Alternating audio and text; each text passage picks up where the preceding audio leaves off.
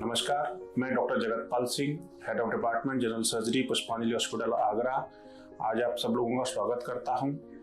आज हम बात करेंगे सबसे कॉमन प्रॉब्लम एसिड रिफ्लेक्स या जीईआरडी के बारे में।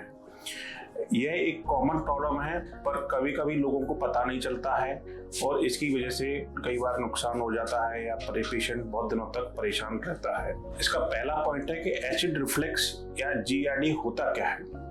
जब पेशेंट के आमाशय से या पेट से एसिड रिफ्लेक्स होके ईसोफेगस में या आंत के जो भोजन की नली है उसमें वापस चला जाता है, तो उससे पेशेंट को दिक्कत होती है। दिक्कत क्या होती है? सीने में जलन हो सकती है, खांसी हो सकती है या पेट में दर्द महसूस हो सकता है।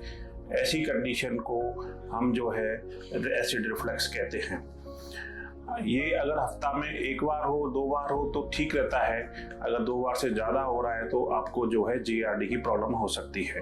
आखिरकार ये जीईआरडी क्यों होता है? हमारे पेट में एक छोटा वाल्व होता है जिसे हम लोअर ईसोफेजियल स्फिंक्टर कहते हैं, जो एसिड के रिफ्लेक्स को कंट्रोल करता है।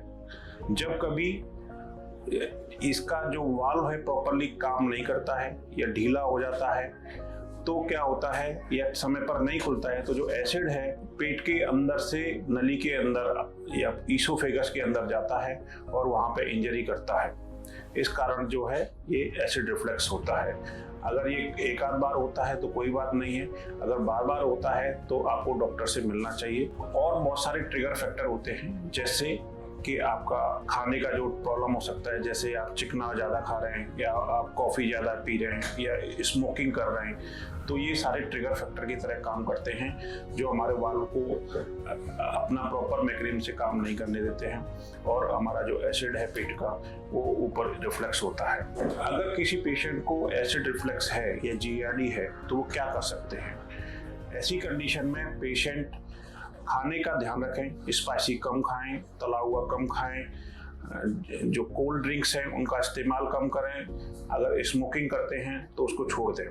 लाइफस्टाइल बदलें, खाने के बाद 2-3 घंटे तक सोए नहीं और सीधे रहें, वॉक करें और खाना जो है कम मात्रा में खाएं, बार बार खाएं, जिससे एसिड रिफ्लेक्स कम होता है। दवाइयाँ, एंटासिड या दवाइयाँ जो है डॉक्टर की सलाह से ही लें, अपने आप और काउंटर से खरीद कर न लें। कौन सी दवाई लेनी है, कितनी मात्रा में लेनी है, ये डॉक्टर बेहतर बता सकता है। जरूरत पड़ने पर डॉक्टर आपकी जांच करा सकता है, जैसे कि अल्ट्रासाउंड, जिसमें कई बार पथरी होती है वो पता चल सकती है, गॉलस्टोन जो होता है पता चल सकता है, और अपर जीआई एंडोस्कोपी।